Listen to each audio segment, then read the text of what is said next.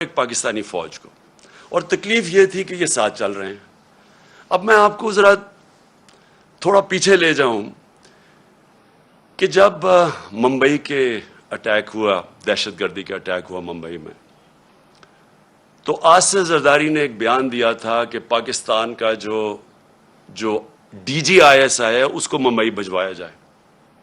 یعنی سوچیں کہ اپنا ملک کا اس وقت صدر تھا، کہتا تھا اس کو ممبئی بھجوایا جائے، اور پھر یہی آصف زرداری حسین حقانی کے ذریعے امریکنوں کو میسج پہنچاتا ہے کہ امریکنوں کو کہہ رہا ہے کہ پاکستان کی فوج سے آصف زرداری کو بچائیں۔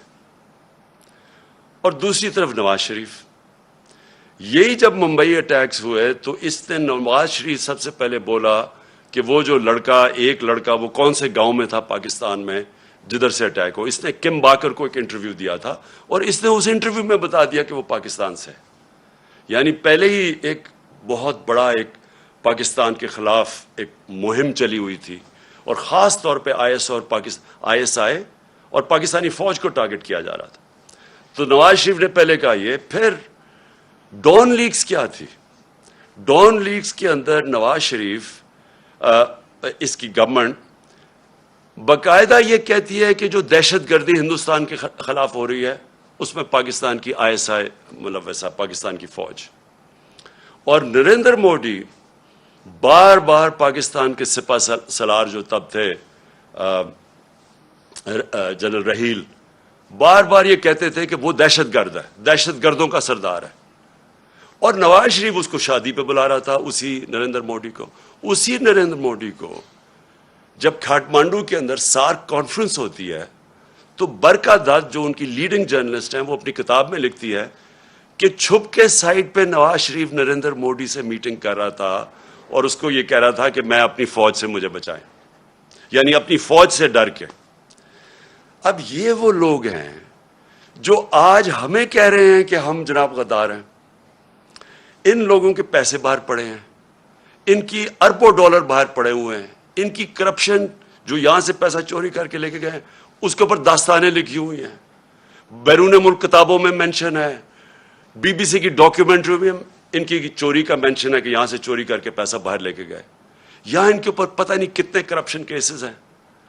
تو آج یہ بتایا جا رہا ہے کہ ہم اپنی فوج کے خلاف ہیں، اور یہ اب محب وطن وہ پاکستانی بن گئے ہیں جو کہ آ کے ہمیں غدار کہہ رہے ہیں۔ دیکھیں، یہ سازش اتنی خطرناک ہے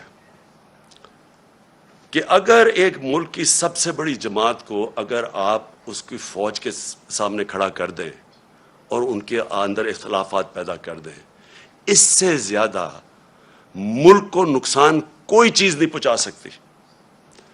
میں 18 سال کا بھی نہیں تھا جب میں ایسٹ پاکستان میچ کھیلنے گیا، مجھے یاد ہے 1970 مارچ میں، اور میں میرا فرسٹ کزن تھے بریگیڈیئر شفیق، ان کے ساتھ ٹھہرا ہوا تھا۔ تب مجھے پتا چلا کہ وہ کتنی نفرت اپنی فوج کے اندر اور وہ بنگلہ دیش کی جو سب سے بڑی جماعت ہے اس کے اندر پھیل چکی تھی، اور اس کے بعد ہم سب جانتے ہیں کہ ہمارا ملک ٹوٹا۔ ہمیں پتہ ہے کہ ہمارا ملک جب آپ ایک سب سے بڑی جماعت اور فوج کے بیچ میں جو ہوا، یہ پاکستان کی تاریخ کا سب سے افسوسناک واقعہ کہ ہمارا ملک ٹوٹ گیا۔ آج وہی کوشش کی جا رہی ہے۔ ایک پارٹی ہے پاکستان کے اندر جو پوری فیڈرل لیول کے اوپر پارٹی ہے، سارے صوبوں کے اندر پارٹی ہے، سب سے بڑا ووٹ بینک اس پارٹی کا ہے۔ وہ پارٹی اوپر سے لے کے گلگت سے لے کے قبائلی علاقے سے لے کے کوئٹہ سے لے کے کراچی، سندھ، پنجاب، سارے ملک میں آج وہ سب سے بڑی پاکستان کی پارٹی ہے، اور یہ سازش کی جا رہی ہے، اور سازش وہ لوگ کر رہے ہیں جو اس بیرونی سازش کا حصہ ہیں، کولیبریٹرز ہیں اور وہ سازش کیوں کر رہے ہیں؟ اب میں بتاؤں ہوا کیا۔ پہلے ہماری گورنمنٹ گرائی گئی، انہوں نے سمجھا کہ ختم ہو جائے گا، یہاں جب گورنمنٹ جاتی ہے لوگ مٹھائیاں بانٹتے ہیں، وہ پبلک سڑکوں کے اوپر آ گئی۔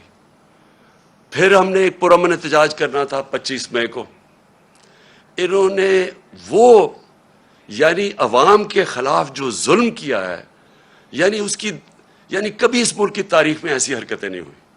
2-3 بجے لوگوں کے گھروں میں جا کے وہاں عورتوں نہ چادر نہ چار دیواری کی فکر، وہاں انہوں نے دہشت پھیلائی. کبھی ایسی دہشت نہیں پاکستان میں پھیلائی گئی جس طرح کی شیلنگ کی فیملیز پہ، لوگوں پہ. یعنی جو انہوں نے کر سکتے تھے وہ ظلم کیا، اور اس کے پیچھے ایک ہی سوچ تھی کہ اس کو کرش کر دو پارٹی کو. ان کے ممی ڈیڈی ٹائپ لوگ ہیں، یہ جب ہم پورا زور لگائیں گے، ان کو ڈرائیں گے، یہ سارے گھروں میں بیٹھ جائیں گے. اس کے بعد آ گیا بائی الیکشن کمیشن پوری طرح ان کے ساتھ ملی ہوئی. اس نے ہر حربہ استعمال کیا ان کو جتانے کے لیے نون لیگ کو. ایڈمنسٹریشن ساری ان کے ساتھ ملی ہوئی. پوری انہوں نے کوشش کی وہ الیکشن، اور ان کو پورا اعتماد تھا کہ وہ الیکشن جیت جائیں گے. اس طرح کی پبلک نکلی کہ پاکستان کی تاریخ میں کبھی بائی الیکشن کیا، جنرل الیکشن میں اس طرح پبلک نہیں نکلی.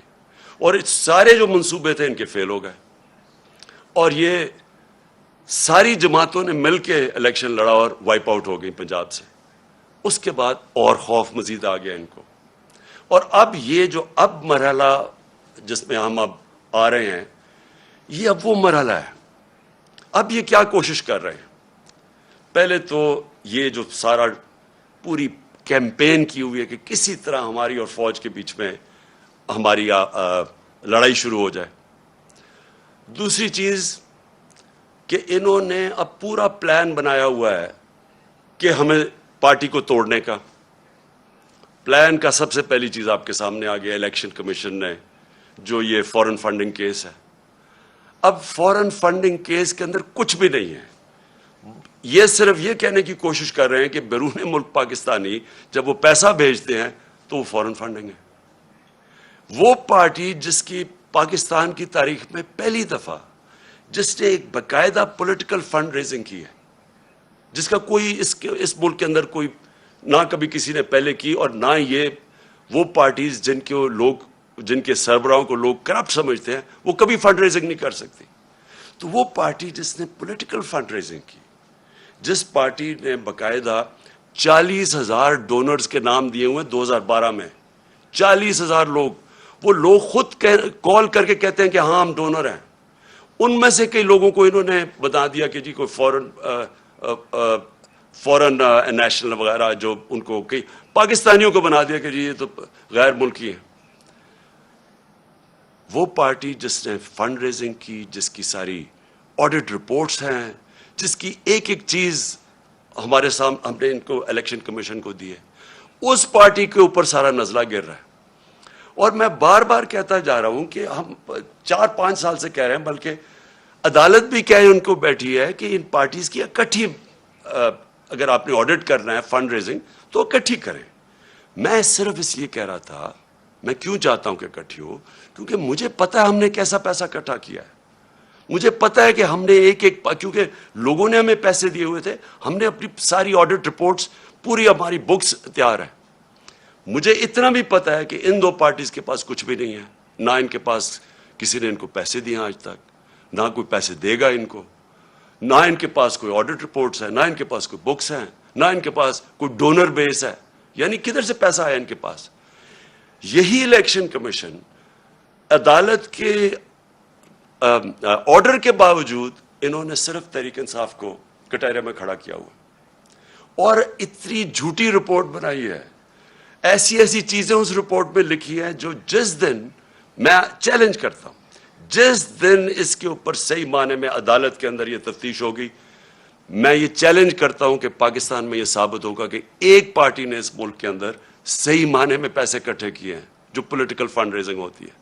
اور الیکشن کمیشن ان کے ساتھ مل کے کیا کوشش کر رہی ہے، وہ اس پارٹی کو جس نے سارے ایک ریکارڈز کر کے اور ساری پولیٹیکل فنڈ ریزنگ جو ہوتی ہے ساری دنیا میں وہ کی ہے، اس کو کوشش کر رہے ہیں بین کرنے کی. اس سازش کا حصہ، یہ وہی سازش کا حصہ ہے کہ کسی طرح، کیونکہ اب ان کو یہ آپ ہرا نہیں سکتے، الیکشن آئیں گے تو یہ جیت جائے گی، تو اس کو آپ ٹیکنیکلی ناک آؤٹ کرو. تو ایک وہ انہوں نے عارف نقوی کا نام لے لیا. 2012 میں صرف اپنی قوم کو بتانا چاہتا ہوں کہ پاکستان کا جو رائزنگ سٹار تھا، جو اس ملک میں سب سے تیزی سے انٹرنیشنل سین کے اوپر جو فائنانس کے تیزی سے اوپر جا رہا تھا، اس کا نام عارف نقوی تھا. اس نے کراچی الیکٹرک، ہم نے نہیں اس کو کراچی الیکٹرک کی پرائیویٹائزیشن کی، وہ ان دو پارٹیز کے دور میں وہ اس کو کراچی الیکٹرک کی اس کو دی گئی تھی پرائیویٹائزیشن میں. اور اس کی بل گیٹس اس کو پیسے اس کو انویسٹ کر رہا ہے اس کے فنڈ کے اندر، وہ پرنس چارلز کی چیریٹی کو پیسے دے رہا ہے. اور یہ الیکشن کمیشن کہہ رہی ہے ہم 2012 کی بات کر، کہتی ہے 2018 میں وہ فراڈ اس کے اوپر چارجز لگے. یعنی اس لیول پہ انہوں نے جا کے کوشش کی ہے کہ کسی طرح ہمیں ڈسکریڈٹ کرے، اور میرا نام لے دیا کہ جی اس نے سرٹیفکیٹ دیا ہوا ہے اور اس نے کنسیل کیا اکاؤنٹس. میں آج آپ کو پھر سے کہہ دوں کہ سرٹیفکیٹ دینا ہمیشہ جب آپ سرٹیفائی کرتے ہیں وہ ایک پروسیس سے آپ کے پاس پہنچتی ہے.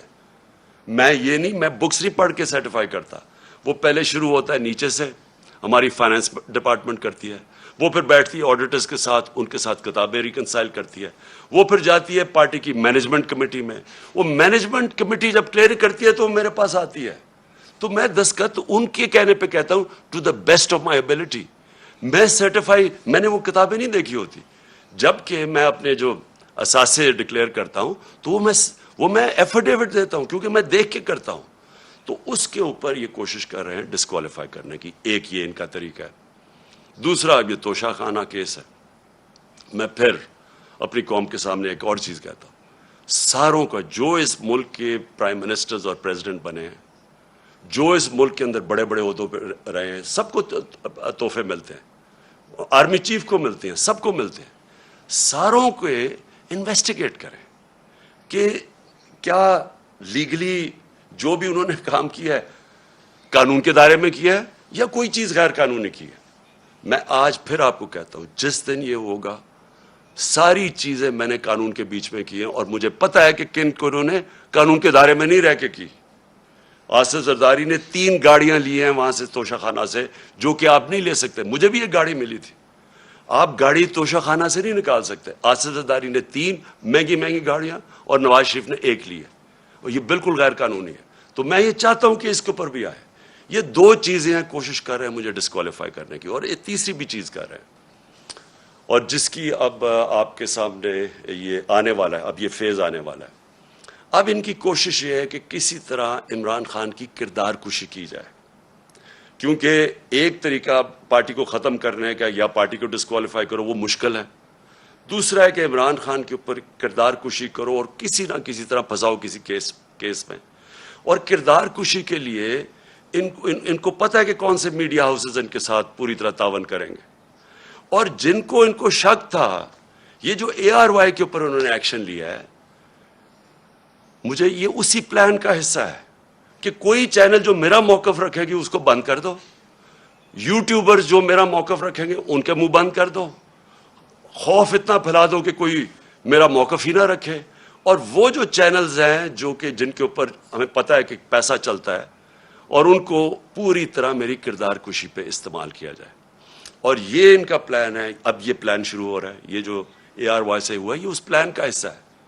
اور یہ ابھی یوٹیوبرز پہ آئیں گے، ابھی یہ سوشل میڈیا کے اوپر آئیں گے، کوشش کریں گے کہ پورا منہ بند کر دیا جائے اور پوری طرح ایک عمران خان کو پبلک کے اندر ذلیل کیا جائے. میں پھر اپنی قوم کے سامنے کہتا ہوں کہ دیکھیں، میرا یہ ایمان ہے کہ عزت صرف اللہ دیتا ہے، اور اللہ کی اجازت کے بغیر کوئی کسی کو ذلیل نہیں کر سکتا. تھوڑی دیر کے لیے آپ سب کو پاگل بنا سکتے ہیں، آج تک کوئی بھی ایسا پیدا نہیں ہوا جو سارا وقت سب کو پاگل بنا لے. مجھے صرف افسوس یہ ہے کہ یہ جو پروسیس کرنے اب جا رہے ہیں، یہ جس طرح کی اب سختی دکھا رہے ہیں، یہ جو ایک پورا ایک نیا کہ مسل دکھا کے تو اب ہم ان کو کرش کریں گے، لوگوں کو ڈرا دیں گے، دھمکا دیں گے، اور صرف ملک کا نقصان کر رہے ہیں. میں اپنی قوم کے سامنے کہہ رہا ہوں کہ یہ جو اب فیز آ رہا ہے ان کا، اس سے ہمارا ملک ڈیمیج ہوگا. ملک کا سوچنا چاہیے. یہ مفادات کے اوپر اور بیرونی جو چاہتے ہیں، جو وہ چاہتے ہیں کیا بیرونی کیا جنہوں نے ہماری گورنمنٹ گرائی ہے، کیا وہ چاہتے ہیں مضبوط پاکستان؟ کیا وہ چاہتے ہیں کہ پاکستان ایک ملک بنے جو اپنے پیر پہ کھڑا ہو جائے؟ کیا وہ نہیں چاہتے کہ پاکستان لائف سپورٹ مشین پہ رہے، تھوڑے تھوڑے پیسے دیتے رہو ان کی؟ اور یہ مجھے نہیں پتا کہ پاکستان کی ایئر سپیس استعمال ہوئی ہے یا نہیں، لیکن بیرونی اخبار، ویسٹرن اخبار آپ پڑھیں تو وہ سارے کہہ رہے ہیں کہ کوئی ڈیل ہوئی ہے پاکستان کے اوپر سے، وہ ڈرون جا کے اس نے افغانستان میں یہ ڈرون اٹیک کیا ہے۔ اگر ہم یہ کر رہے ہیں کہ جی تھوڑے سے پیسے مل جائیں گے اسے، میں پھر اپنی قوم کو کہنا چاہتا ہوں، دیکھیں ہم نے 80 کی دہائی میں پوری مدد کی، ٹھیک ہے اس وقت مجاہد تھے ہم، ہمارے ہمسائے ملک پہ کسی کا دوسرے ملک کا قبضہ تھا، لیکن ہم استعمال ہوئے۔ جیسے ہی وہ وہاں سے قبضہ ہٹا تو ہمارے اوپر سینکشنز لگ گئی تھیں۔ یہاں 50 لاکھ ریفیوجیز تھے پاکستان میں، یہاں کلیشنکوف اور ڈرگز آ گئی تھیں، یہاں سیکٹیرین گروپس، ملیٹنٹ گروپس آپس میں لڑنا شروع ہو گئے تھے۔ اس سے پہلے اور پاکستان تھا، افغان جہاد کے بعد پاکستان بدل چکا تھا۔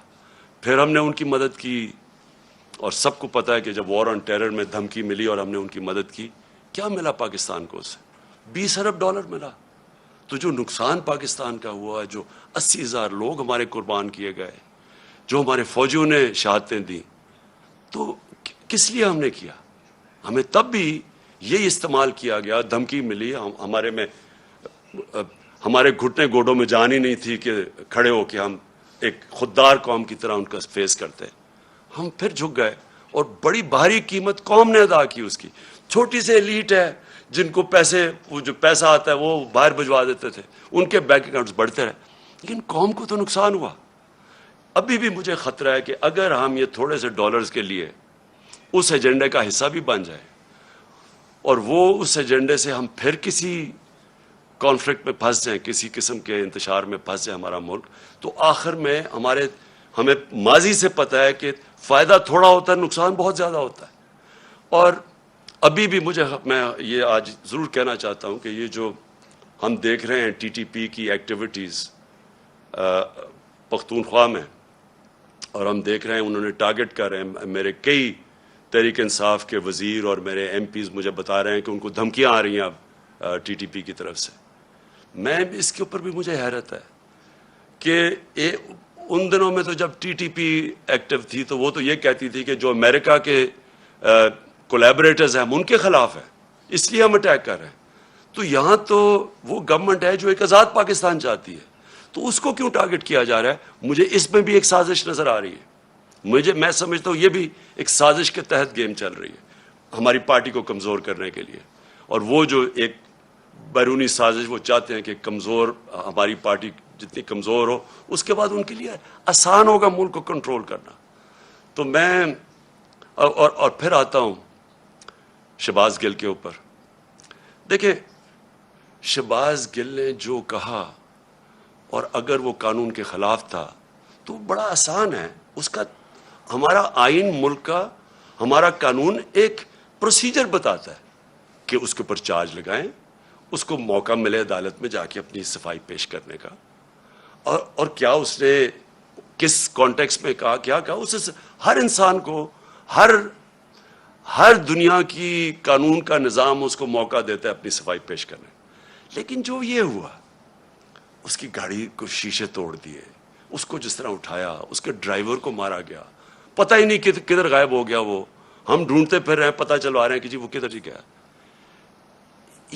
یہ کون سے قانون اور آئین کے مطابق ہوا؟ اور میں اپنی پارٹی کی طرف سے واضح کر دوں، ہمارا کیونکہ پھر سے جینا مرنا اس ملک میں ہے۔ میرے کوئی بیرونی ملک کے ساتھ سے نہیں پڑے کہ میں جب مشکل پڑے تو باہر بھاگ جاؤں، میں نے تو جینا مرنا یہاں ہے، میرا تو کچھ نہیں باہر۔ ہماری طرح کے لوگوں کو زیادہ اس ملک کی فکر ہے، اور جس کو اس ملک کی فکر ہے وہ چاہتا ہے کہ اس کی فوج ملک کا ایک مضبوط ادارہ بنے، وہ کبھی نہیں چاہے گا کہ اس کا ملک کا ادارہ کمزور ہو۔ وہ لوگ جنہوں نے اس ملک سے کیا کیا تھا پہلے، میں یہ چاہتا ہوں کہ آج اب ایک چھوٹا سا کلپ دیکھ لیں۔ میں صرف چاہتا ہوں، اس سے بہت بڑی سٹیٹمنٹس ہیں ہمارے پاس، لیکن میں میڈیا کے لیے صرف دکھانا چاہتا ہوں کہ صرف یہ کلپ دیکھیں کہ شہباز گل نے کیا کہا، اور یہ دیکھ لیں کہ یہ جو بڑے بڑے نام آج پھر رہے ہیں جو ہمیں کہہ رہے ہیں غدار ہے، انہوں نے کیا کہا، اور ان کے اوپر ایکشن لیا گیا. یعنی وہ انہوں نے کیا الیکشن لیا گیا اور جو ایکشن لیا گیا شہباز گل کے اوپر, یہ ذرا دیکھیں.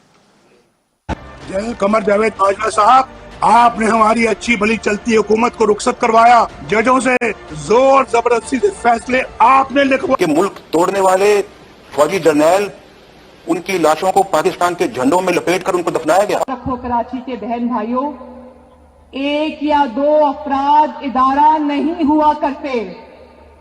ایک یا دو افراد اداروں کی بدنامی کا باعث بنا کرتے ہیں, اور جب وہ ادارے کی آڑ لیتے ہیں تو اس میں پھر ادارے کے اوپر ناقابل تلافی نقصان ہوتا ہے.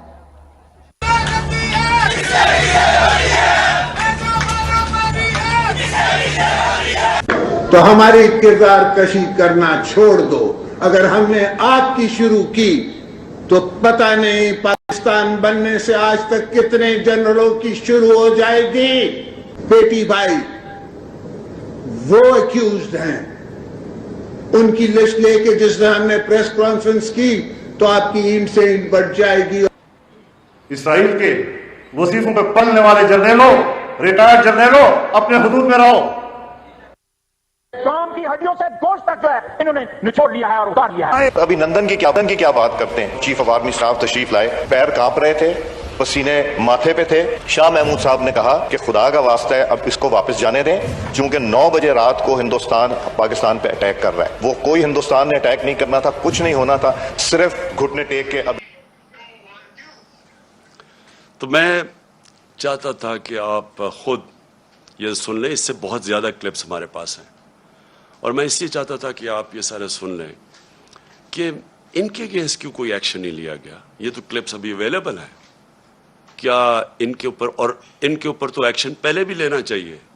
جو یہ سارا ڈان لیکس تھا اور جو میمو گیٹ تھا, کیا یہ لوگ آج ٹھیک ہیں؟